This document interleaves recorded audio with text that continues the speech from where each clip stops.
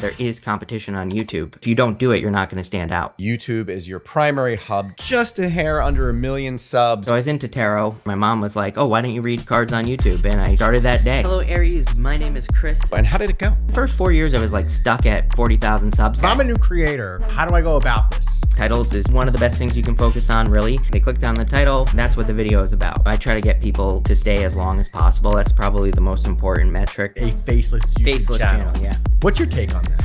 You're just gonna be successful a lot faster putting your face on camera. They're gonna find one thing about you and they're gonna poke it. There are people that have like a weird personality that is what makes them successful. Yes. So, yeah. Quirks are good. Quirks, being quirky, being unique. I call it content swarming, where there's a piece of trending content that I want to swarm. I want to surround it with as much content as I possibly can. That's a lot. Anyone who's bought subs, they know that those subs get removed. Low engagement subscribers is a poison pill. This is why I tell people not to share their channels with friends. It just Seems so drives. counterintuitive. I've been doing this for like over 11 years now, so if you're getting like 1 million views a month, that's probably enough for most people to not have a job. Do a reading about content creation in 2026. This is awesome. Let's do it. Let's do it. This episode may contain explicit language not suitable for all audiences. Back with another episode of the NJCS Creator Show. I'm Stephen Bacanza. You are. And I'm John Bertino. And today we are delighted to be joined by Mr. Chris Reck. Chris, welcome to the show. Yeah, thanks for having me. So Chris, you are a very accomplished YouTuber. Your brand is Minnow Pond. You do tarot readings, and that's the extent of what I know you do. Perhaps you have other YouTube channels going on that we don't know about, but I believe you're most well known for Minnow Pond and the amazing readings you do on that channel every day. Yep, that channel. I do have a secret channel that I will be revealing. It's an experiment, so no one knows it's me. Actually, the channel name says nobody in it. That's the only clue I'll give you. But yeah, so I'm working on that behind the scenes. I have my Chris Reck channel as well. Okay, exciting. And do you still maintain the Chris Reck channel?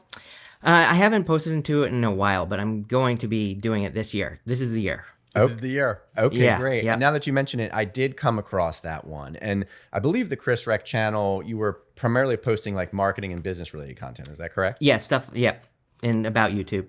Okay. And that's one of the reasons we were so excited to have you on. Yeah. Is that not only are you a well-established and very successful YouTuber, but you have a marketing and business background, which is somewhat unique, at least unique compared to some of the other creators we've had through here. 1,000%.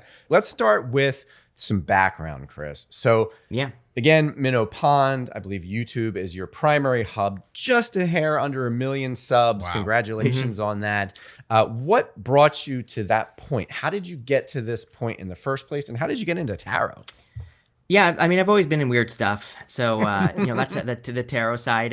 My grandma told me, she told me I was an Aquarius when I was like 4 or 5 years old. So I'm actually a Pisces, but, that's like, I think that's what started it.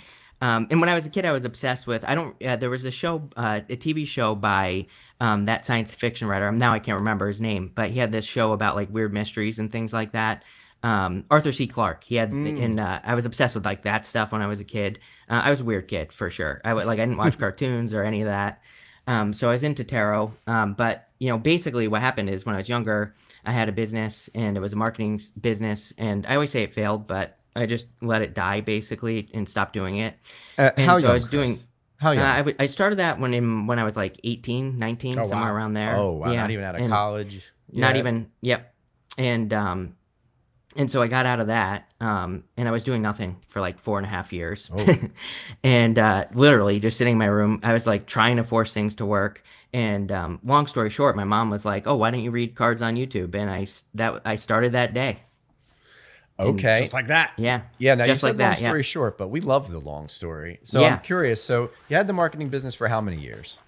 It was a good like 4 or 5 years probably that I had that business. And did you have an exit or? I you have a stopped? really bad habit of like doing things for a certain amount of time, then I totally let it I destroy it and I start like the next thing. I'm addicted to like this starting part of everything that I do. So Yeah, that really bad this habit channel is called entrepreneurship. I was gonna It say, is, yeah. Tim and I have that conversation often. How we like to blow shit up as entrepreneurs. Yeah, that's what I love. Yeah, same. That's what I like doing. Understood. The marketing business, and you and I had a little bit of a pre-call. So was that primarily focused on digital media, PPC, or was it other things as well? Yeah, so just lead gen for the most part, buying ads for different companies and getting the leads in. So I mostly work through networks. Like Neverblue was a network I used to work for. Work through. I don't even know what they're called anymore. I don't even think they exist. They might under a different name. So I did that for that period of time. Okay. And were you doing any YouTube stuff back then? Nope, not. So I don't remember when I started my first channel. I deleted it, unfortunately. I wish I still had it, but because what I started doing was telling stories. So I like my very first channel. I was just doing storytelling about like interesting stories that I thought were cool, and totally regret deleting that. There was one story I told about a Green Beret. And from Vietnam, and now it's funny because like now all the storytelling channels are telling his story, and it's like if I still had it up, it would be interesting. I've never even really heard of a story channel. That's a thing, like history or just like great stories. Just great stories. Mr. Ballin, he's a pretty big storyteller on YouTube, probably the biggest right now. And you're just reading stories that are out there. Yeah, right? like they do their research. I think he's probably one of the best storytellers I've ever seen. Really, on YouTube. Is it his like, voice and cadence and it's like just how he goes about it? It's everything. He has the voice, the cadence. He's got his he is a brand. He is the brand. I can see that in him. But also he tells his stories. I figured it out. Actually, I've been diagnosing this for the past like few weeks. But he tells his stories in a way where he doesn't reveal what is going on in the story until the end, obviously. But he does it in a non-annoying way. I think it's like when creators create things and they're like, "Oh, I won't tell you till the end." It's kind of like a little annoying, but spammy. Yeah, and he does it like he told a story about. Well, I don't know if I should do a spoiler alert if no one's watched it, but he told a story about a lady talking to a friend, and he makes you think the friend is a person, but it's not a person. And just the way it was beautiful how he did that one. So already you've said a number of things that are really intriguing in the sense that your background, you did the marketing thing. Yeah. You had an early go at YouTube and you developed a love, whether it be natural or you developed it, of storytelling. Yeah. And so clearly you already had some really key kind of personal / professional building blocks in place to get you to where you are today. I mean, they're foundational to being successful on YouTube. Yeah, 100%. Could you timestamp this for us, Chris? At what point were you no longer doing the marketing thing? I believe you said just at home for 4 years and dabbling with YouTube, if I have it correct. Yeah, it was probably like 2013, somewhere around there. I think I started this channel in Minnow Pond in 2015 or 16, somewhere around there. Okay, so you were doing the tarot in your room, and did you said it was your mother that was your inspiration to launch the channel for this? Yeah, she just walked into my room and she was like, I was doing nothing forever. Well, I was doing something, but I was like I was trying all my business ideas. Minnow Pond actually was another business. So I took that logo to start the channel. I can tell that story if you want. But I literally started that night. I had the logo. I liked the logo. So I was like, oh, I'll call it Minnow Pond Tarot, whatever. I'll pop that up. And I started it that night. Okay. Yeah, please do tell us the story of Minnow Pond. I believe it has something to do with fishing. Is that correct? No, well, maybe it could have. So at the time, Groupon was really popular, and so I came up with this idea. I was like, oh, I'll reach out to like small niche creators who are creating like physical products, and I'll do a Groupon, kind of like Groupon Etsy, like if they had a baby, people who are actually creating something unique. And so that's what I wanted to do with Minnow Pond. That was the original idea for that. Okay. All right. And so then you decide to go bring Minnow Pond to YouTube and you start right off with the tarot reading. So has your format changed dramatically since then, or is it very similar to what you're doing now? Very similar. I mean, when I started, I was doing like 8 minutes maybe was the max on my videos, and that increased over time. So that's like the one difference. Okay. And these days you're close to about pretty 30, 20? 18 to 20, I was going to say. It's like around that 25 is usually where they're at now. Okay. And have you found that is the sweet spot where you have the most engagement, the most viewership throughout? I would say right now. That could change next week. Yeah, that could change. Yeah. Yep. Yeah, elaborate if you could on that. So when you started, was it different? Yeah, it was way different. 8 minutes was 8 to 12 minutes, I think, was like the sweet spot. Even if you go back to like old people who used to talk about YouTube back in the day, like back 2016, it was like 12 minutes. Everybody's advice was like 12-minute videos. So, that 12-minute mark seemed to be the sweet spot. Okay. And this was, go ahead. No, but now you're saying, Chris, it's like 25. Is that kind of the industry norm now from a recommendations perspective? I think if you can get people to stick around for that long, then the answer is yes. If you can't, I think the answer is go as short as possible. Like, my teachers used to say to me, they would give me an assignment and be like, you need to write this essay. And I'd be, how long? And they would say, as long as it needs to be. And I would hand in like 2 sentences because, it's like, I just wanted to get it done. Brevity and, is a skill. That is YouTube right now. Like if you can keep people for those 2 sentences and they interact with your content, share it, and you hit every little mark, I think that you probably could get away with 2-minute videos. I think of a video I use as an example. There's a keto pizza recipe on YouTube, and it has like over 1 million views. It might be at like 4 million or something, but it's like 4 minutes long. And but it's just like straight and to the point. He just does it. He just goes right through the process. And I think that's why it did so well. Okay. All right, great. So you start doing 8-minute videos on YouTube for tarot. And how did it go? For like the first 4 years, I was like stuck at like 40,000 subs. Now, I never thought in a million years that I would have even 10,000 subs. So I wasn't too crazy. I wasn't like upset about it or anything having 40,000. But around like 4 years into the channel, I started noticing other readers like were blowing by me. They would start a channel and like a year later, they would have 100,000, 200,000. And so that's when I started taking it more seriously. For the first 4 years of my channel, I was also trying to get back into lead generation. So I was kind of like splitting my time. And I wasn't sure, like I didn't think that the channel could get me to where I am now. So I was, for the first 4 years, kind of not really taking it too serious. So what changed? What changed? I started noticing those channels growing really quickly, and I was like, wait a minute, there's a huge opportunity here. And so then I started taking it seriously. Okay, so you just felt like they must know something or be doing something I'm not doing. And if I meet their best practices or exceed them, not only can I get a much larger channel, but I can grow much faster.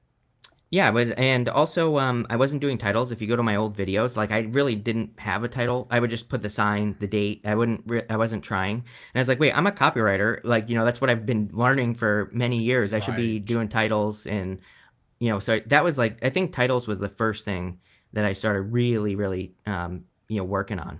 That was a big breakthrough, then it sounds like. So tell me a little bit about the title strategy and whether or not it's changed, because, in my preliminary research on you, one of the things that came out was that some of the SEO work you're doing has been a huge part of your channel growth. Is that accurate?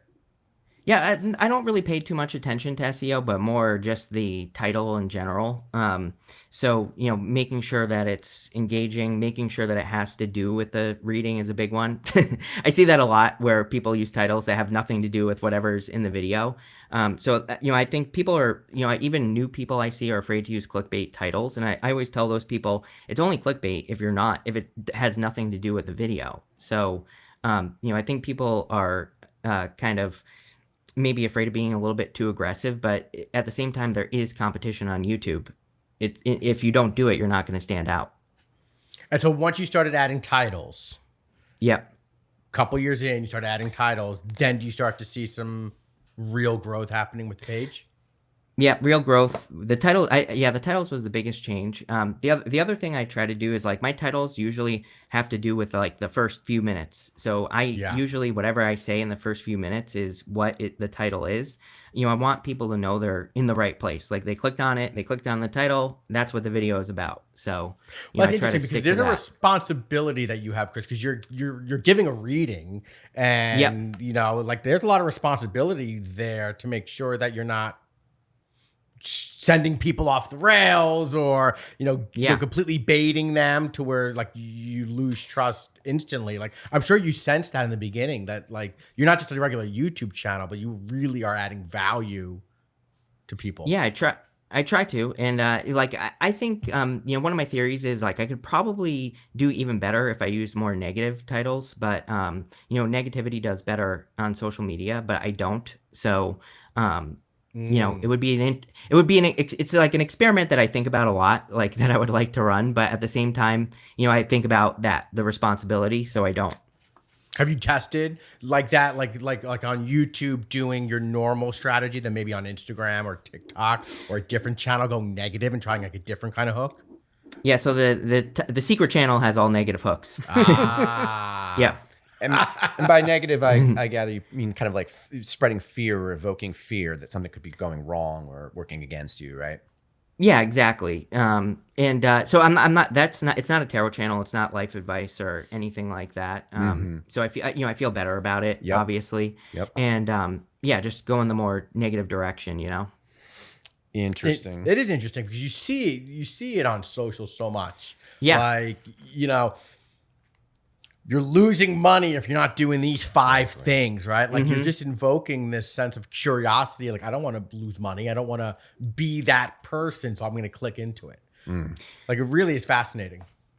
Yeah, my issue with the tarot thing is it's easy. It's like, I think, as someone who used to watch tarot even before I had my channel, I think it's easy to say to target the negative because it's like most people are coming to tarot because they have a problem. And Right. so like I would feel guilty, I think, if I did it. That's right. It goes back to that responsibility. Like, you don't want to, you don't want to wake up every day feeling like an asshole. Yeah, it's like easy to be like, oh, your life sucks. This will help. Right. Yeah. Is that all I need to do on social? Yeah. I want to go back to something you said earlier because I've heard it from multiple people that really understand YouTube. And so I think it can't be glossed over. This idea of the title should also be a key theme that you cover within the first couple minutes. And I guess that's because, tell me if this is your interpretation as well, not only is it good for user experience, it shows a consistency of what you said they were going to learn is covered, but also, do you think YouTube is scanning the transcript of the video and also wants to see that consistency? 1,000%. I mean, they are definitely scanning your transcript. They are, an experiment I can tell you about as well is like I've been messing around, even in my group, we've been messing around with putting words in videos on purpose to try to get recommended on videos that are related but not the same. And so basically I've been putting words in transcripts, not on the tarot channel, but on the other channel, to get recommended on videos. I can go deeply into that as well, but Yeah. I call it content swarming, where there's a piece of trending content that I want to swarm. I want to surround it with as much content as I possibly can, and get my videos recommended on that content. And so words in that they use, like if that video has a certain word that they use, I try to include that in my videos because I think it increases the chances, of getting recommended on that piece of content. Is there a certain frequency that you're trying to hit with using that phrase or that word? So I've tried everything. Even recently, I counted how many times a person said the word anxiety in a video, and they said it 13 times. So I said it at least 13 times in my video. So I actually don't know what the results of that are going to be yet. I think I have to try it more. Yeah. But yeah, yes, I think it is possible that it's true. So you're like tech hacking the YouTube algorithm and just playing the experimentation game. I take you for a tinkerer and an experimenter. Optimizer, Hacker, that's whatever. really, I'm just obsessed with optimizing things. So that's what I like to do. I just want to figure it out, Yeah, and that's why we're here. Speaking of figuring it out, I want to talk to you a little bit about content production cadence. Now, you post at least once a day, if not multiple times a day, correct? Yeah, I'm up to 4 times a day now on just that channel. So On yeah. YouTube alone. Yep. 4 approximately 20, 25-minute videos per day. Yep. Reading different signs. Yep. Now, how are you capable of doing that? I wake up early, so I'm an early riser. I get up at 4:30, and I do my a daily routine, and then that's like the first thing I get done. I mean I was done like 2 hours before we even started here today, so Done for the day. Done with those for the day. Yeah. 4 videos. Wow. Yeah. Are you going back to back to back to back? Like, what do you mean? Like, are you recording one, stopping it, then recording the next one? Yeah, that's what I do. Yep, I sit down, I just record the first one, stop, record the next one, stop. One take? Yeah, one take. Okay. And then do you do all your own editing, Chris? Yeah, for the most part. The editing is pretty easy on that because I cut the beginning, the end. That's it. Yeah. And then you just have the 2 camera angles, right? The straight on 3. and then the card. 3. 3 camera angles. Oh, right. Yeah. The overhead. Overhead, The yeah. overhead, right. Yeah. In terms of your ability to get out these 4 posts, I mean, I guess you've covered a lot of it already. Let me kind of recap. You got the 3 different camera angles. You do all the editing yourself. You have to sync the camera angles, of course, or does your software do that for you? So I use A10 Mini. I switch live. So most people can't see it, but I'm switching as I'm doing it. So yeah. Okay, we have the A10 Mini, and because you don't have a lot of breaks, I can imagine that it's more manageable than just a 2 or 3 person conversation trying to switch live. Which John and I have tried. That's horrible. Yeah, it would be. I think it would be hard to do it talking to a person, but just talking to myself. yeah. When you're going to easy. show the card. Yeah.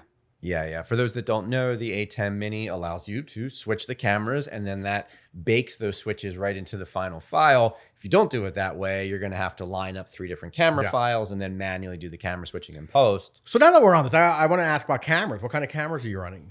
Right now I have a Sony I have a mix of cameras. I started with 2 A7S3s, the Sonys. Yeah. And that's what this camera is, the Sony. Now I don't know what this one is, a Lumix or something like that. Okay. And then I have a Blackmagic, but literally right now I'm going to be switching to all Blackmagic. So I'll have the 6K for the front, 6K for up there. And then I just have, this is one of those little ones. I don't know what it's called. I can never remember, but it's the something. Yeah. It's like their little square that I use. Oh, interesting. All right. Yeah. So you're running, and then microphones. What kind of mic are you using? This is a Sennheiser Mark. It's the Mark MKH50. Yeah. Okay. Yep. Okay. And then, so just getting back to your ability to crank out all this content so fast, you do the A10, the cuts are baked in, you lop off the ends. You don't need to do any, correct me if I'm wrong, you don't need to do any research up front because the whole idea is you do the reading in real time. It comes to you in real time. And so there's no research. So that's nice.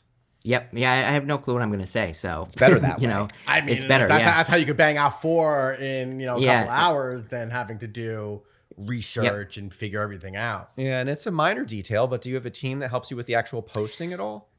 Yeah, so I have a team, and mostly my assistant, April. Shout out to April. Shout out she April. handles. What up, April? She handles Instagram, TikTok. She does all my clipping, all that stuff. Right. Yeah. And then I form. have random contractors, that do other stuff at times. Okay. Wow. So part of it is you've got it dialed in. Part of it is the nature of what you do lends itself, I think, to speed. You want that spur of the moment intuition. Yes. Must be nice, by the way. I'm a little jealous. It is nice. On my screen is all the notes and all the time I put into it. Well, let me ask you this, Chris. As we start talking about intuition, how are you balancing intuition with just the abundance of data that you're getting from YouTube that's almost swaying you? Like it could sway a creator to start going in one direction as another, but everything you're doing is so intuition based. How are you balancing that?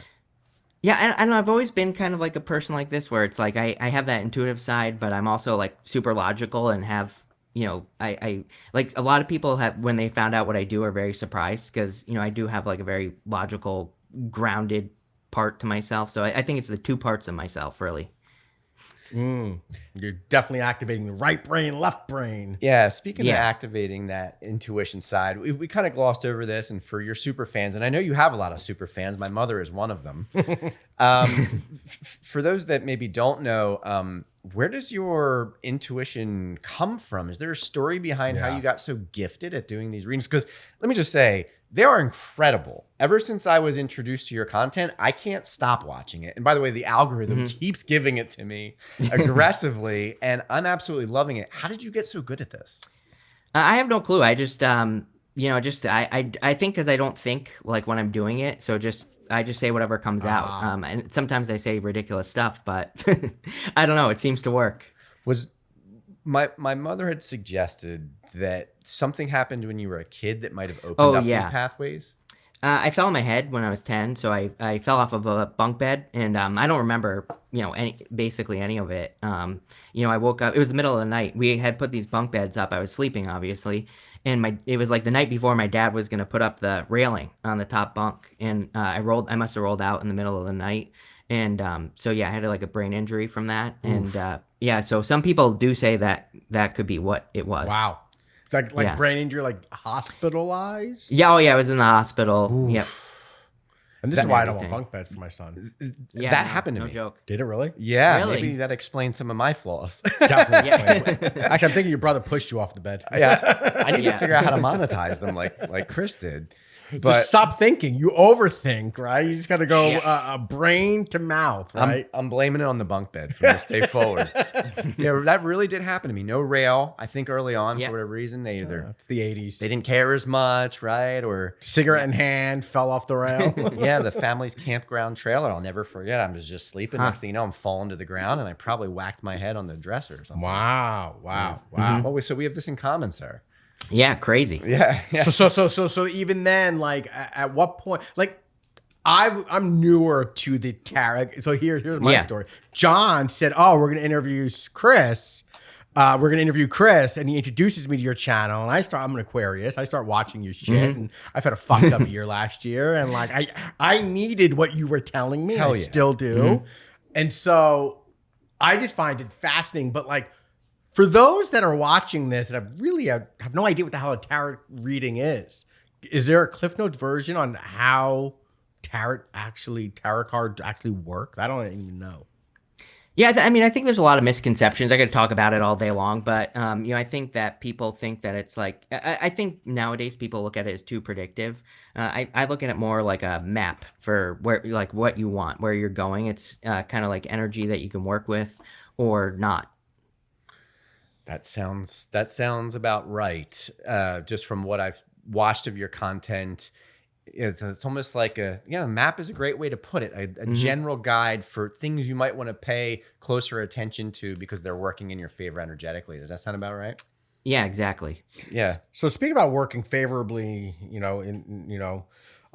for you, from a metrics perspective, what are you looking at when you were looking at the metrics on YouTube?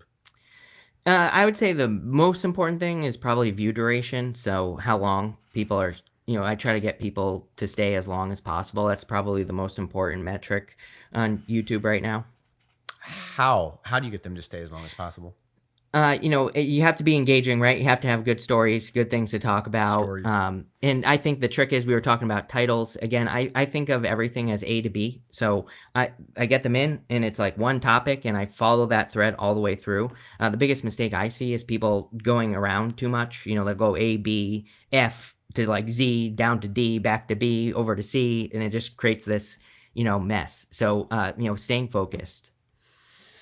And you get a lot of repeat viewers because I think that once they trust you, I get the sense that those who believe in tarot cards are constantly coming back, right? Like this is a lifestyle for them. Yeah, I think, and also, if the advice works, then they're gonna come back, right? Right. Yeah, and that's been my experience. Okay, but you say that you try not to bounce around too much, but doesn't the reading have potential to have you bouncing around? Like, because you don't know what the next card's gonna say, and you have to just tell the card as you see it. So I'm still trying to process how exactly you make sure you stay on track if the reading could take you in any direction. It does, and they do bounce around a little bit, but again, there will be. I try to stay on that common thread throughout the whole entire time, so I can talk about, I talk about other stuff that pops up, but I always try to keep it linear. Okay.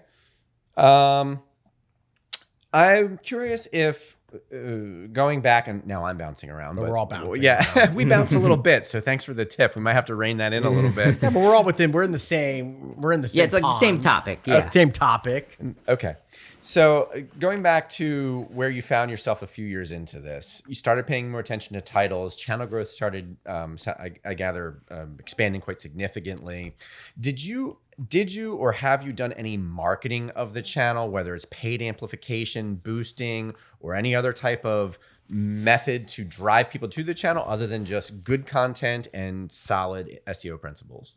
I haven't, other than interviews. I do consider interviews marketing, I guess. So I Sure. would say I've done my fair share of podcasts with people, but that's really it.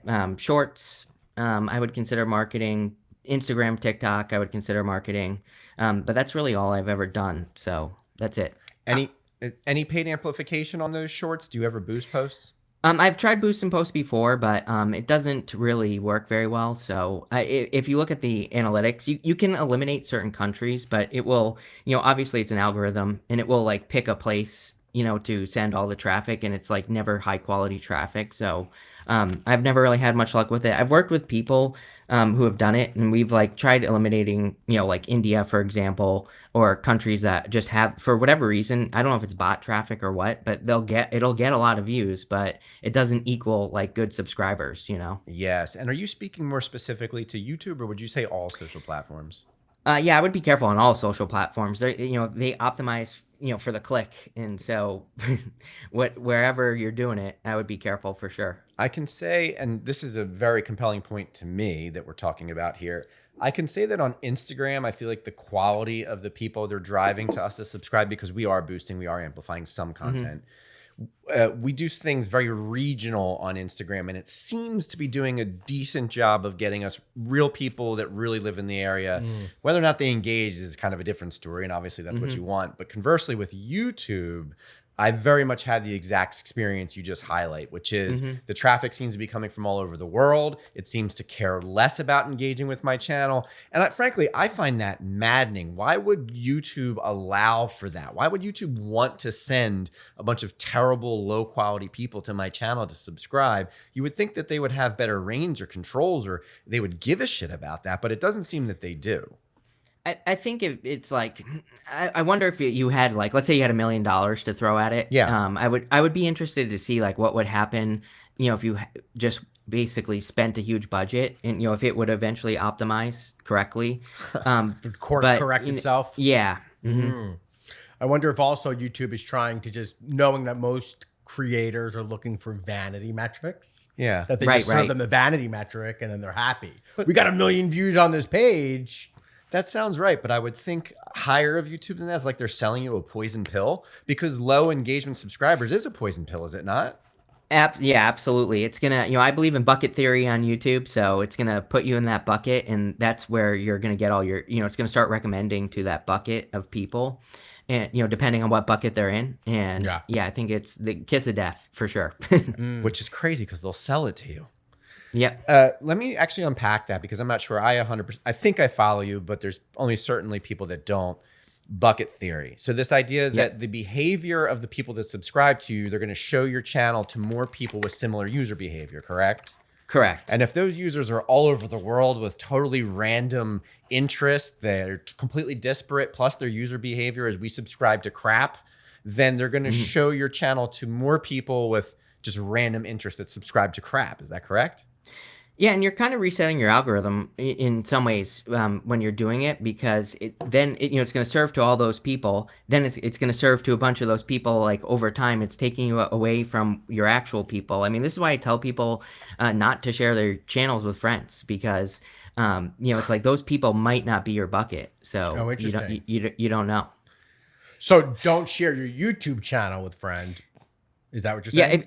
I think like once you get into like, 10,000 subscribers or whatever, I don't think it matters. But I would say like when you're first starting out, I would just let the algorithm find people first, like build up that base, and then share it. Okay. So if you're starting from 0 here in 2026, that's what you're doing? Yeah. Yeah, I wouldn't share it anywhere. Yep. You would want all the traffic to come in organically. Organic, yep. God, Well, that's interesting. you're not the first to tell us this. it just Seems so counterintuitive. A lot of it's somewhat counterintuitive. You want to support your friends. You want your friends to support you, friends and family. There's so my mother wants to put our YouTube channel on her refrigerator. I tell her you can't, And I mean, look, one subscriber, your mom maybe, okay, but the fact that YouTube will sell you the lowest quality followers is just absolutely and run your channel into the ground drives me nuts. And this is a particularly interesting point, I would say, for people that are just starting out. They want the vanity metrics, especially businesses, so that they can kind of like save face and justify. Look, we're XYZ software company. We have at least 2,000 followers. Our one video got 1 million views. Right. If they're not a total moron, they're not going to go buy bot traffic, but they're going to go buy the traffic from YouTube. And so if I could just recap our conversation, that's like almost the worst thing they could do, unless vanity is really all that matters. Yeah, exactly. Unless that matters. I mean, it's funny because people ask about buying subs all the time too, and it doesn't even work. It's like anyone who's bought subs, they know that those subs get removed. So YouTube has like a really good system. They know what a real subscriber is. They know what a fake subscriber is. So, people who try to do stuff like that, it becomes obvious. Man. Okay. Let's see. So monetization. So, there's obviously different ways you can monetize with a significant following, like brand deals and whatnot, but strictly as it relates to the platform itself and the checks it might cut you. To be perfectly honest, I know very little about this. So have you gotten to I would imagine your channel's monetized, correct? Yeah. Has it gotten to the point where the income you can make off YouTube alone is substantial enough that it's a proper living, even at 1 million subs?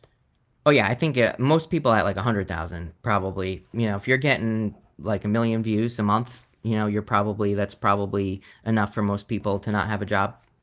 Oh, okay. That's different than what other people have said. Yeah, I haven't really quite heard that yet. It depends on what niche you're in, because you get paid based off of whatever your niche is. But yeah, I would say, and that would be long form traffic. Like shorts, 1 million views is going to be like 7 cents. So so you're specific to long form. Yeah, I don't know much about the short form monetization. So you need exponentially more on shorts. I don't even know. I mean, hundreds of millions, probably. There are people, it is easier to make, to get hundreds of millions of views with shorts, but, I haven't even checked my shorts in a long time, so I don't even know what my views are like, but, I definitely probably get, a couple million views a year at least on shorts, probably way more than that. But that's your loss leader, the shorts, right? Yeah. They're driving to your long form, and that's where you want them to be, is long form YouTube. That is your hero platform. Yeah, absolutely. What's secondary for you? For traffic or? Yeah, like for platforms, like social platforms that are driving. I would say Instagram too is good for, actually has been surprisingly good for getting people over. TikTok I don't even notice it. Really? So yeah, I do post on TikTok, but I don't even think it shows up in my, in the analytics as a referrer. So yeah. And what about Facebook? Facebook, I think we post the same stuff we post on Instagram on Facebook. I get a lot of interaction on Facebook, I will say that. So, my phone goes off all day long with notifications from Facebook. So, oh wow, yeah. And is that a private group or a public page? Just public page. You mentioned earlier a group you have. Is that a private? Is that a marketing group, a business group, or a tarot group? Yeah, it's just another one of my ideas that I had years ago. So I wanted to create the kind of like a Netflix of personal development. And so, it's been a long, drawn-out journey. And it turned into a YouTube group now from there. And yeah, that's what it is. Almost like a mastermind of sorts. Yeah, we run experiments together. Oh, great. Well, you have to let us know how we can get admitted. I will definitely. Yeah, I will add you guys for sure. Where does this group live? School right now, actually. Oh, you're on school. Yeah, I was one of the first people on school, and when school first opened up, and I didn't like it, and then I ended up going to Circle, and then Circle has gotten out of hand, so now I'm back on school. We have a friend of ours who experimented for a year and a half on school, to varying success, to varying degree. It's a good platform, though. Yeah, is Hormozy the majority owner of that now? And now he is, yeah. Have you had a chance to interact with him? Oh, no. Oh, okay. Well, he should hit you up because you're crushing it. Y- I mean, yeah. obviously he's Alex Hormozy, but I mean, Yeah, it'd be awesome. what you're doing is not to deserves a lot of notice. The Australian guy is not part of school anymore? No, he still is. Sam Ovens. Yeah. He's still part of it. Oh, okay. Okay, so just back to monetization. Aside from the platforms themselves, are you doing anything with brand deals or anything like that? Nope, not on that channel. No brand deals. No, I don't even have anything to sell. So yeah, which I think has helped, my growth in general. But I have other projects that I work on, other businesses. So, So the way That's that it. you're monetizing Minnow Pond is just through the YouTube long form. yeah, just through YouTube for now. Yep. And so it sounds like you're intentionally turning down conversations about brand deals for Minnow Pond. Yeah, I have a hard time with brand deals because, I just really have to believe in something to recommend it. So, and there's nothing. I don't think I believe in anything that anyone promotes nowadays for the most part. So, yeah. Not even a mushroom coffee, Chris? I don't drink mushroom coffee. I don't if I did, I probably would maybe promote it. School might be reaching out to you for School for a should be. Yeah, brand school, deal. school. I would promote. Yep, absolutely. You would? All right. Well, pay Yep. attention, Alex. Wow. Okay. Well, I guess on your other platforms, then, have you dealt with brand deals at all in your other business ventures? Not. No, not really. I mean, I even a couple of years ago, I did a brand deal with a tarot deck, and which I did as well. But then they didn't pay me. So, Wow. Yeah. So after that, I was kind of done with it. I get hit up all the time, but yeah. For a business that plays in the karma game to not pay you, it seems like bad Yeah. karma.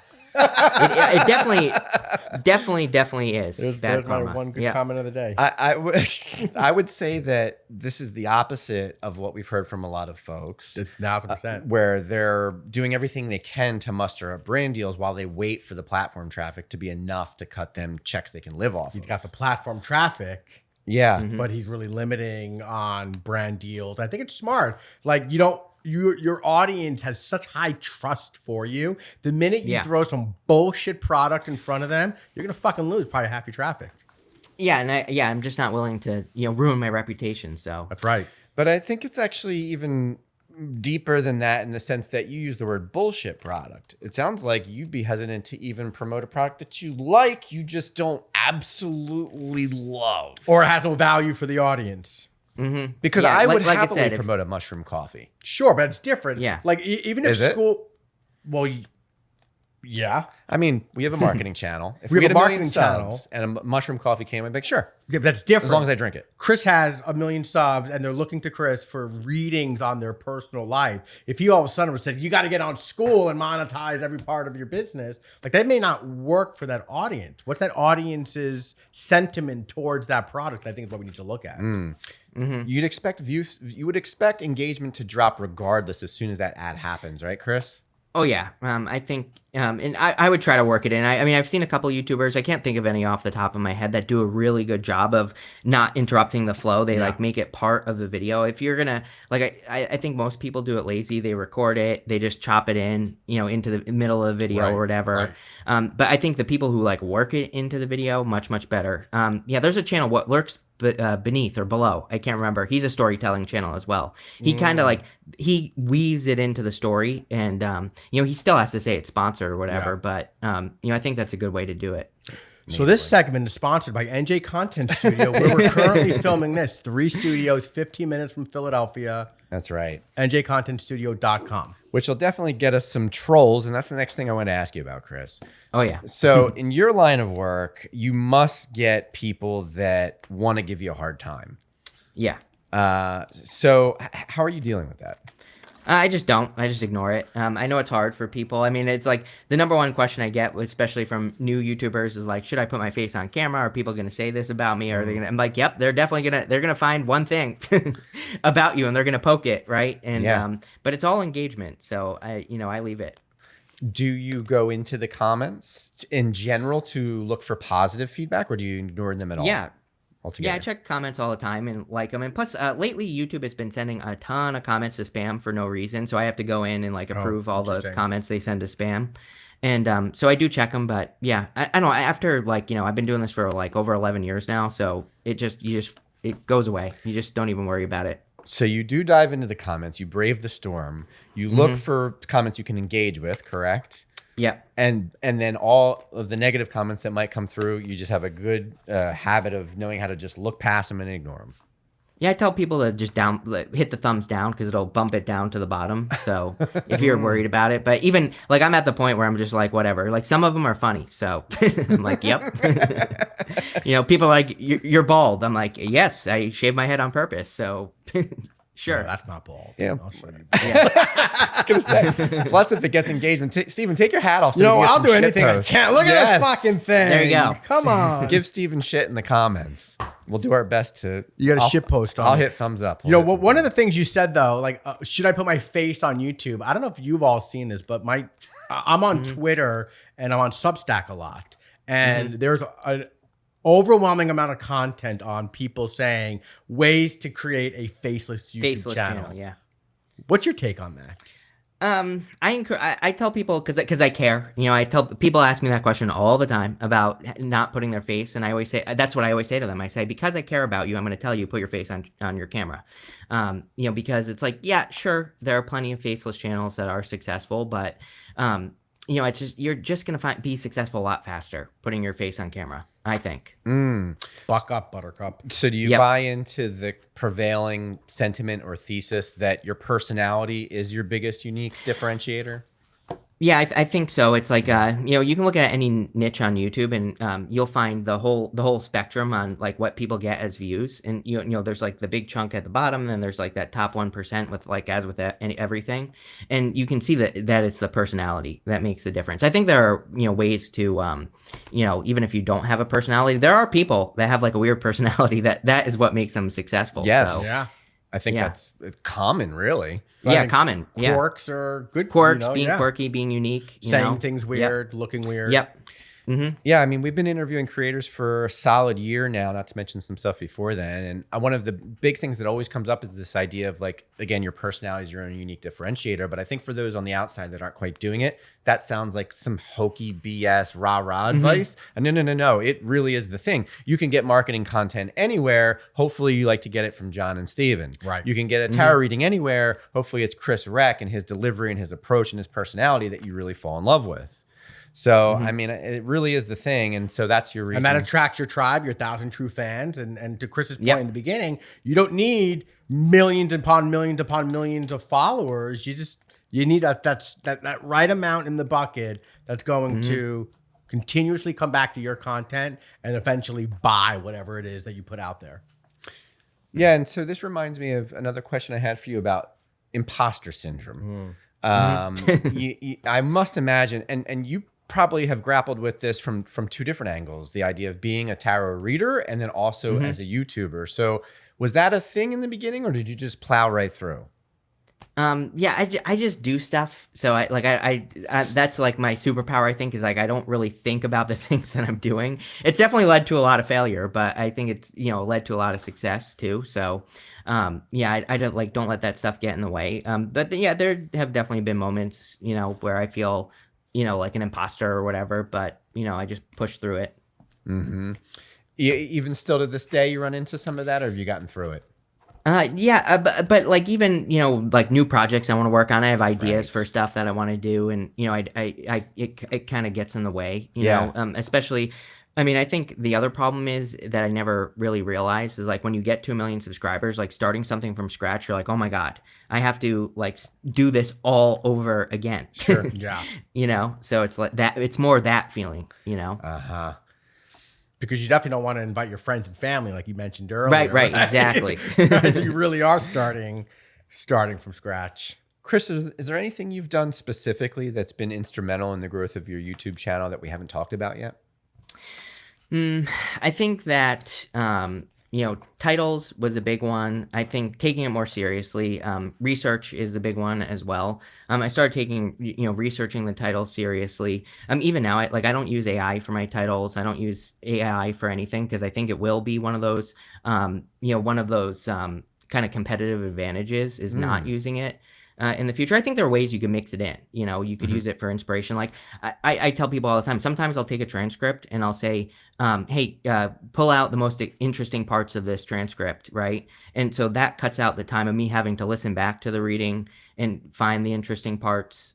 So that's like a good way to use it. But yeah, just and you know, really practicing that and doing but research. I research like crazy.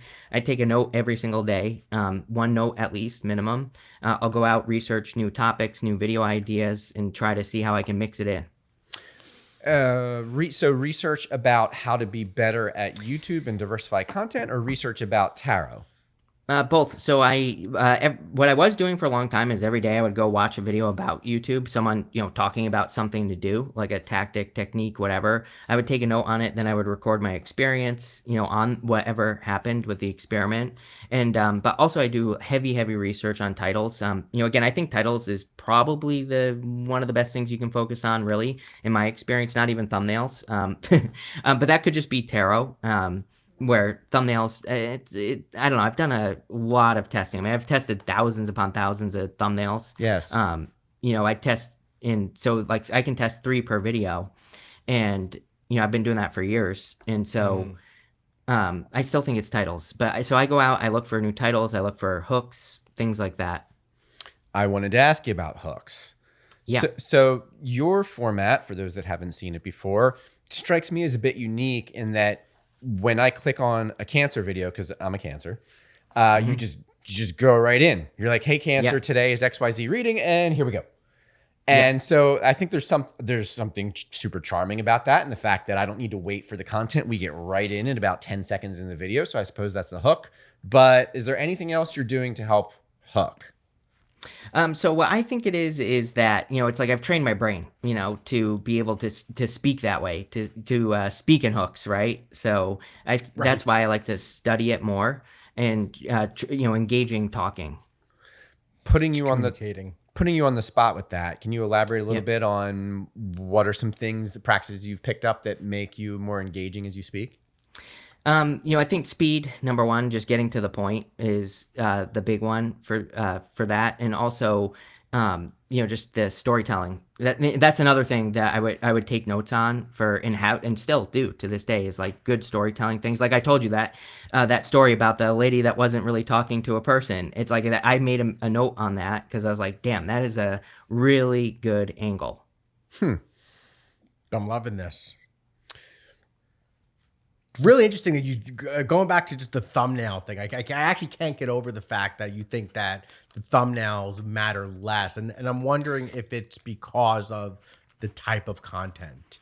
Yeah, so that's my theory on it. I think it's just tarot unique, you know, a tarot specific thing. But I run this experiment at least once a year, me and my assistant, and where I've basically been doing it now. If you go back over the past like 2 months, I'll have thumbnails on one set. I won't put thumbnails on the next set, and it's just like really just the CTR never changes. You know, it's always like the same, basically. Right. In some cases, no thumbnail well outperforms having a thumbnail. I think it's a niche thing. You know, I think that the tarot audience is like naturally skeptical. So if you have a thumbnail that's like too salesy, I think they feel like they're being sold to, even though I have nothing for sale on my channel. So I think that's what it is. Oh, you're selling trust, though. Yeah. All right, great. So again, you can see if you look closely, viewers, Chris is posting constantly. We see yesterday 4 posts, a day ago 4 more. So just like he said, and then different. You notice every 3 days or so, the thumbnails change. And you use the same format for a couple days at a time. So what are we looking at here from a thumbnail testing strategy? Dying to know. Yeah, actually, do you mind if I share my screen? I put something together. Sure. We have a presentation. I love this. Even better. Yeah, I only test, what I wanted to point out here is I only test one thing at a time. So I only do titles or thumbnails. And then, you know, if I do a thumbnail test, I'll do, then after that, I'll do a title test or vice versa. And let me delineate real quick. When you say use the word titles, you're referring to the text underneath the image, not necessarily the image on top. Yeah, not this right here. Like this right here these are title tests, so you can see the thumbnail is the same. But these titles are different. Actually, what I wanted to point out, one of my secrets that I've discovered recently is that this right here is what I don't necessarily like to see. So you can see the spread is only like 10% between the worst performing and the best performing.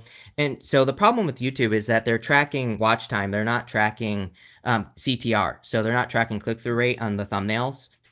That percentage is when a person clicks on it, it's what percentage are they, if they're more likely to finish the video or watch it more, then the higher percentage is the one that gets the most view time or view duration. And so this is what I prefer to see. I don't know. Again, this is like a little theory I'm working on right now.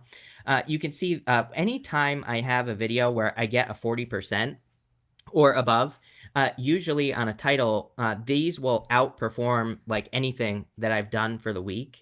So I'm always trying to shoot for that 40% on both titles and thumbnails. I've noticed that 40% plus, for whatever reason, I prefer to see this right here, a much bigger gap between the winner and the loser. So that's the title test. But this is like how I usually test thumbnails. One thing I do is two thumbnails will be the same, almost. So this says your next decade. This one says next 10 years start now, right? So I'll test two that are the same and one that is very different as far as the words are concerned. And I tried to stick to like more emotionally charged words in these. What I've noticed is when I play it too safe, I'll get like 33, 33, 33. If I'm playing it too safe with the words in the there's thumbnails. not enough range within. Yeah. Yep. I've noticed too, what you're showing over here, and it could just be because they're the amount of words, but does the size of text matter? I don't think the size matters. I try to keep it under 4 words. So most YouTube experts basically say the same thing: 4 words max on a thumbnail. I've definitely had thumbnails that have like 5, 6 words on it, and they outperform everything else. So it's not like a 100% true rule, but I think for the most part, less words is more. We struggle with not having. We'll do the 3, 4, 5 big words, but then we'll do like little small print with Steven and John, or with Chris Reck from Minnow Pond. Well, I feel like so your thumbnail might be like growing YouTube super fast, and then Chris Reck from Minnow Pond. Would you get rid of the subtext altogether and just have literally 4 words? Yeah, probably. If you look at even like Sean Ryan podcast, for example, his are like super, he pretty much does the same thing, like 2, picture, side by side with just a little text in the middle. Yeah. Did it change? Because we have an interview show. So it's Chris, it's John, it's Steven, it's the name of it's the title of the episode. There's a lot that we're trying to get on there, whereas your content is Aquarius next 10 years rules. You know what I mean? Is there a difference there, like on how you see it from a consultative role? So I'm going to be working on my podcast this year, and my goal. So I think that one experiment that I really want to do is really focus on the guest, obviously, and kind of create thumbnails that are more the guest. Like I think there's a way that I could, and every podcast could brand it so that the thumbnail is branded or has a certain style, but you just have the guest and pull out the most exciting part of the interview and put that as the words, and that's what I would do. I also am leaning towards I have to organize my thoughts on this, but the title, making it more about like one topic, whatever the most exciting topic is. Some podcasts, they'll put like 3 things that the person is talking about. Yeah. I don't really think there's anything wrong with it necessarily, but definitely if I can make the title the star, or whatever the star of the interview is, I think that would work really well. Right. So, for example, I'm tracking you exactly because I've grappled with this myself. Like, should we name this episode, thumbnail testing to a million subs or something? It's only one part of what we talked about, but if it's the most engaging part, maybe that should be the title or thumbnail. Is that what you mean?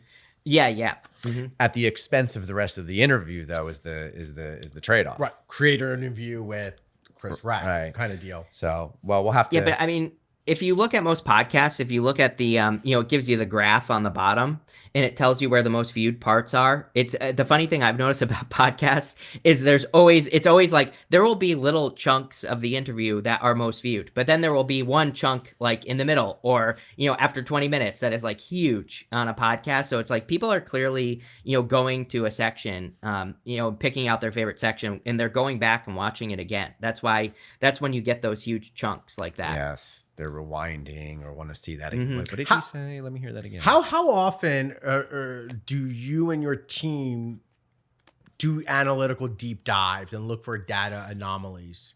Every day. Every day.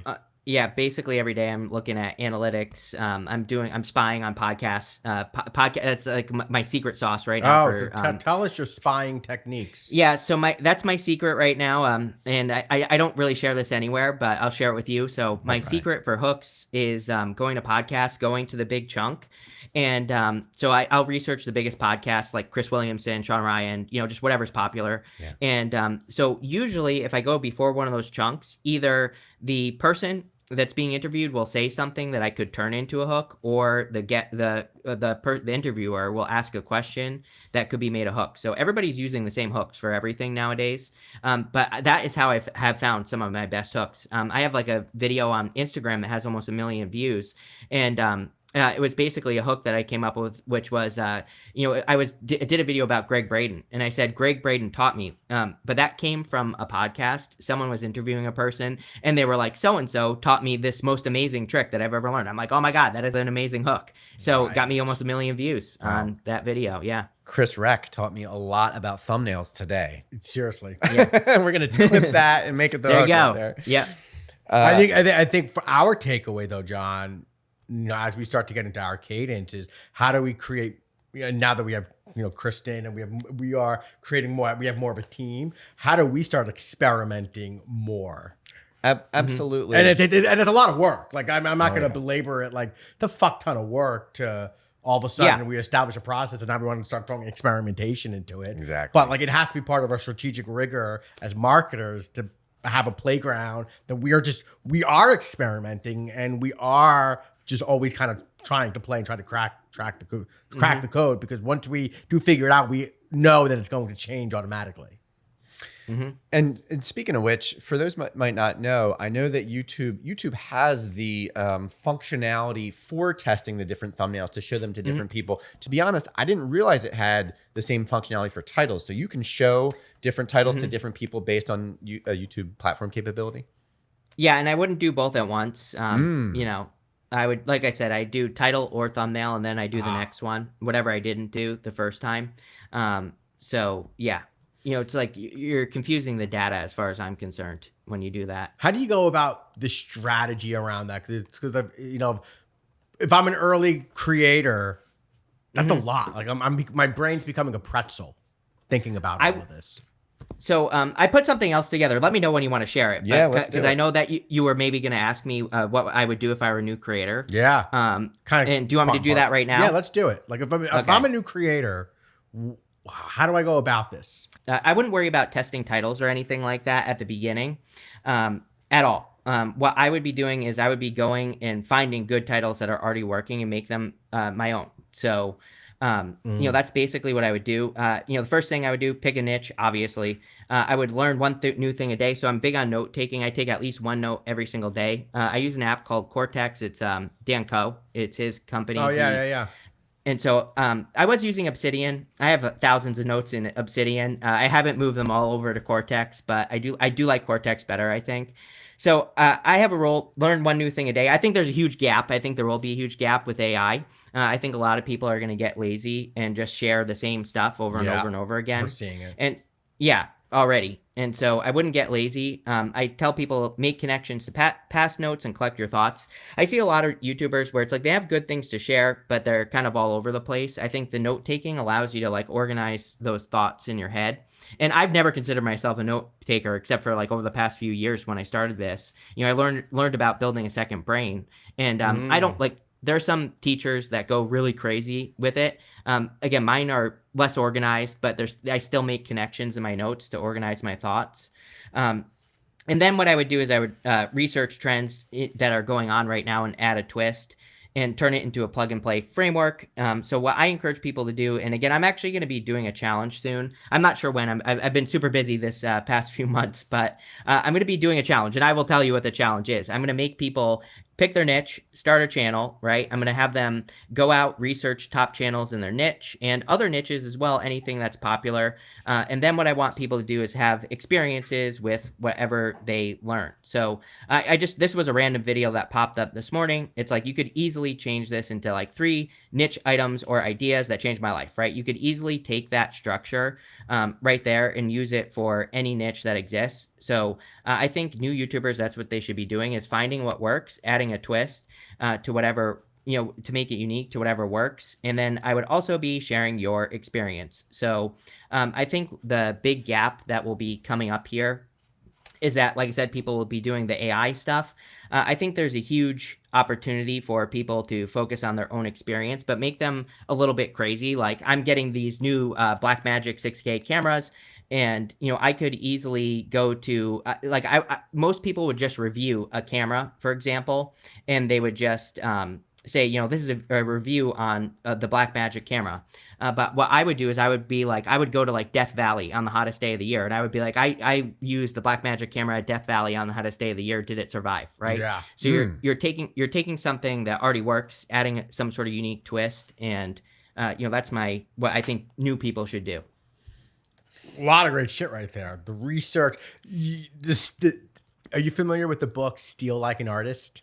Yeah, so it's pretty much part of the Bible of what I call dent makers is steal like an artist. That's right. That's yeah. right. Yeah. And it's that book and Skip the Line. Skip the Line, James Altucher, he is the dent maker's Jesus. So he is our Lord and Savior. I'm not really, you've mentioned it over the years, but for those that don't know, kind of including myself here, tell me about Steal Like an Artist. Yeah, Austin Kleon, I believe. Kleon, yeah. Yeah, that's the author. That Austin, Texas. He wrote this 15 years ago. I mean, it's been a part of my repertoire forever. Basically saying that no ideas are actually new.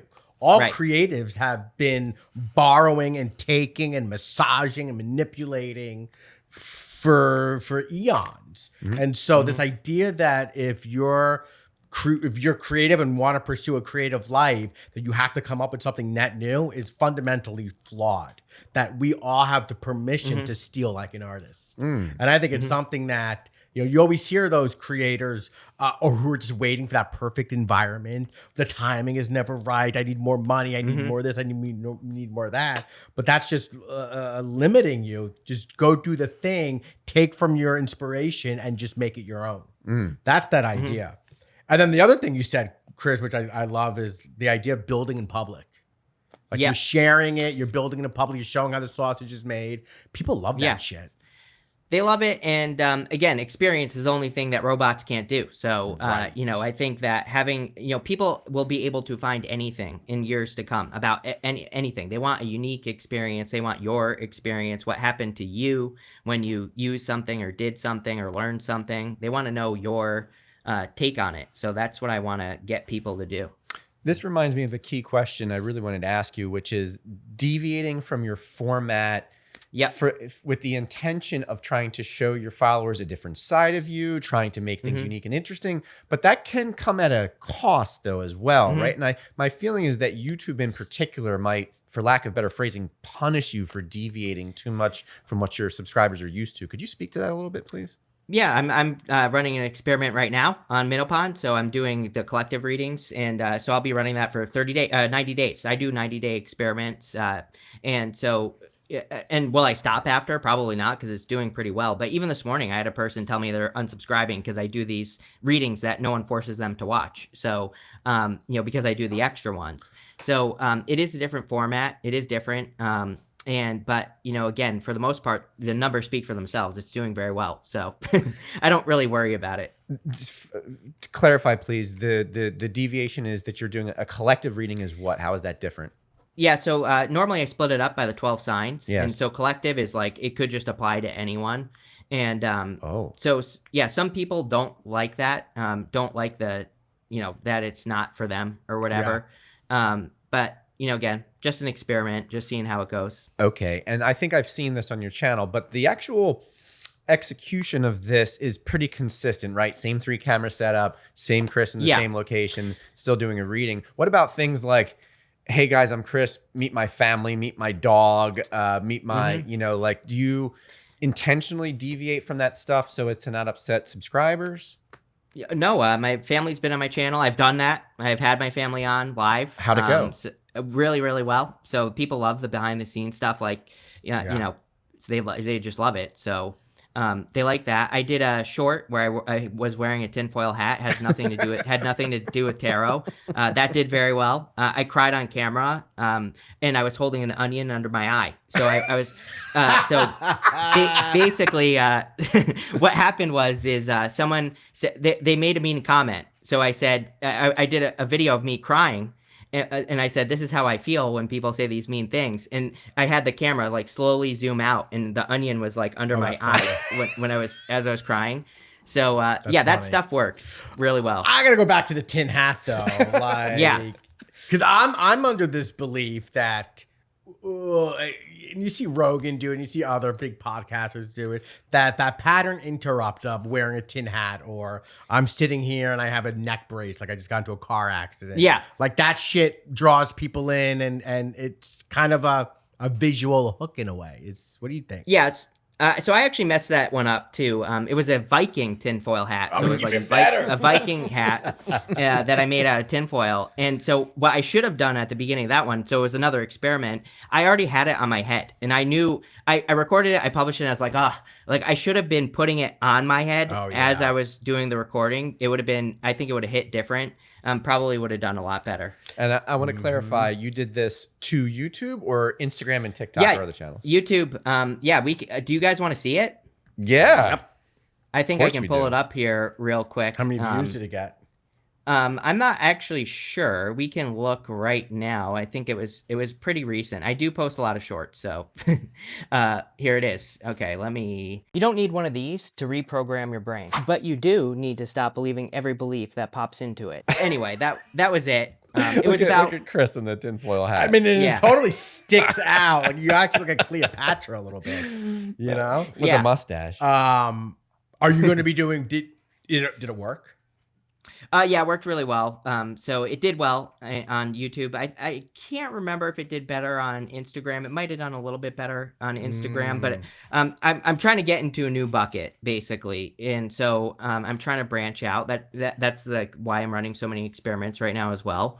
And so I'm kind of like trying to create more content that would be more like personal development stuff that I like. I have a lot of heroes that I like to talk about and share, and so creating content around them.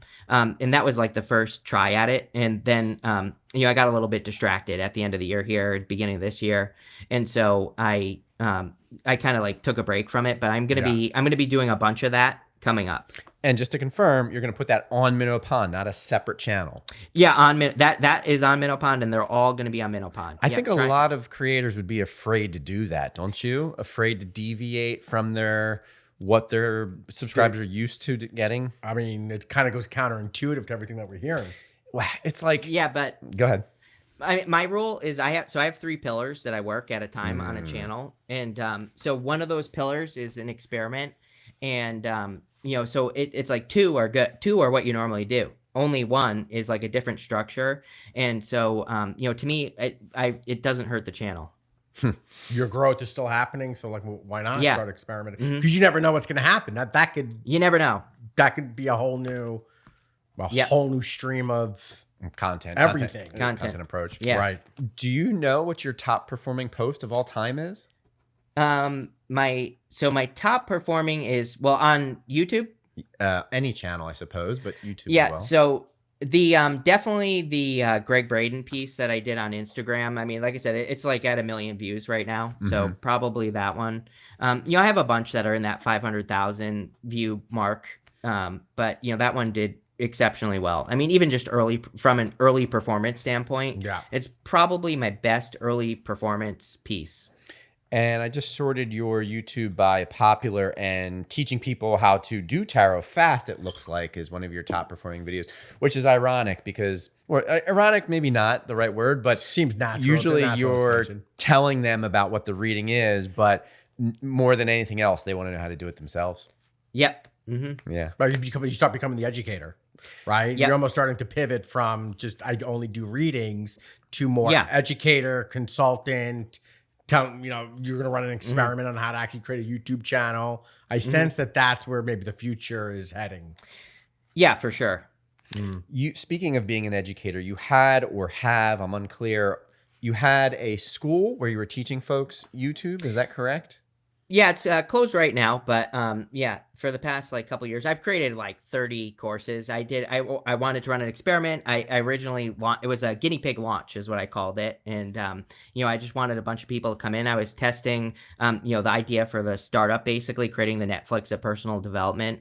And so not last year, it was like the year before. I created like 30 courses. I created a bunch of courses last year as well, but not 30, and put them all in that group, and learned a lot from it. Learned a lot from the experience overall. Again, I hired developers. I went through like 3 developers on that project, and they just weren't cutting it. To create what, like the CMS and like the infrastructure on the web? I wanted my own custom School. Site, like masterclass.com is what I was going for, that type of thing. And so I wanted it custom built. And so that's a big and I'm still working on that to this day. So would you say that being custom building stuff in 2026 is a waste of money? It's a pain in the ass. I mean, I've been working with people. I mean, I've been working with contractors since I was probably 18 years old with like Elance back when it was Elant or Work now. Wow. Yeah. So yeah, I've been doing it forever. I'm used to it. I'm used to working with people in Pakistan and things like that. I know. But yeah, it's definitely I think it's a grind finding good people. I only have the guys that created my logo. I still pay those guys. I still get them to do work and stuff for me all the time. So once you find good contractors, you gotta kind of keep them real close. Otherwise, that was back in 2013, I think, that I met those guys. So yeah, it's been a long time that they've been with me. We should just do a whole show on contractor nightmares. Oh boy! Oh my God! People overseas who have screwed you over. I could tell you some stories. I'm dealing with right now, and I'm not giving in for $90. I'm not doing it. I will not give in. It's out of principle. Chris, you very generously offered to do a reading for us about content creation in 2026. This is awesome. Sure, let's do it. Let's do it. Oh man, I'm excited. I have my own thoughts about content creation in 2026, but yeah, it looks good for anyone that wants to be a content creator. We have the Magician, the 8 of Pentacles, and the 8 of Wands. I would definitely get to work for anyone who wants to be a content creator out there. Magician is matching energy, which again, authenticity I think is the key word for moving forward with the robots, of course, taking over. So I think being authentic, using your tools, right? He mixes things together as well. He has mastery over all the suits in the tarot. So he uses all his skills to create something, which I think is going to be very important in 2026 and beyond. Even astrologically, we have things going on. Uranus and Gemini. Nobody probably knows what that is, but it's going to be like mixing ideas together. I said James Altucher is like one of my heroes. He talks about idea sex, like 2 ideas coming together. That is like my main focus for the next. Personally, I think as a creator, mixing together ideas, finding 2 good ideas for video. I think of a girl, she did a video about, everybody at one time was doing videos on Andrew Huberman's daily routine. She did Andrew Huberman's daily routine for a normal person. That is Magician. That is mixing 2 things together and creating something unique. It is still her top performing video on her channel. I saw it when she first published it, and I knew immediately, I'm like, this is going to be her number 1 video on her channel. And I was 100% right. It had all the elements, right, mixed together. And so mixing things together, straightforward, diligent work with the 8 of Pentacles. So just grinding it out, basically. I think that also kind of like looking at it like a TV show, if you're going to be a creator, having structure, having a routine. That is one of the biggest things that I did. I used to do my readings whenever, like throughout the day. I would just do them here and there and get them done. And, it took up so much more time than just doing them all at once. And so having dedicated time to do the work, I think is going to be important. And then 8 of Wands, quick success, and also great card of communication. So I think it's going to be a great year for, creators in general. Wow, that was awesome. It was awesome. The two things together, I've seen a lot of talk on social about IDSX? more. Yeah, that's great. I've seen a lot of talk on social about more and more collaborations or Yeah. collabs being bigger than ever. Yeah, perhaps there's. I've been doing collabs on purpose lately. So, yep. I think the collab thing. Anytime YouTube comes out with a new tool, I use it. I mean, that's my rule. Yeah. Because years ago I missed out on lives, and I caught the end of it. But like, if I started going live when they launched it, I think I probably would have grown a lot faster. They boost you when you. I'm convinced that they boost channels that use their tools. So anytime they come out with something new, I use it. Yeah, Gary Vee had said Gary Vee has said and continues to say that the same thing, because he feels that there is some type of, I don't know, internal bias at the platform that they want to see the new features being utilized. Absolutely. I think that's what it is. Yep. Mm-hmm. I know Facebook was like that back in the day when they started rolling out groups, and they started doing, all of that, like 2015, 2016. Chris, you've been amazing. Thank you Thank so you. much. Do you have any final words of wisdom for creators out there trying to make it happen this year? Get started this year. I just do it. Go publish your first video. Again, it's really easy. Go do your research. Go research your niche. But I like to tell people, go find your niche, whatever it is. Find the top 10 people. Separate out by most popular. And then pick the framework of the most popular video. Again, we're not copying anyone. You're going to make it your own, of course, but stick to a framework that you find that works. I think a lot of people hold themselves back with the imposter syndrome that we were talking about, but you can act just like you, and you can also structure your video in that inside of a framework like that someone else has done, and do very, very well very quickly. Awesome. This has been great. Chris Reck, Minnow Yeah, Pond. thank you. If they want to find you on YouTube, Chris, what's the URL or at mention? It's Minnow Pond Tarot on YouTube. Great. And Instagram, same thing? Same thing everywhere. Chris Reck everywhere as well. Awesome. Well, Chris, we'd love to have you back sometime, hopefully maybe in New Jersey or out your way. And until then, thanks again, and we'll talk to you soon. Yeah, thanks, guys. Ciao, buddy.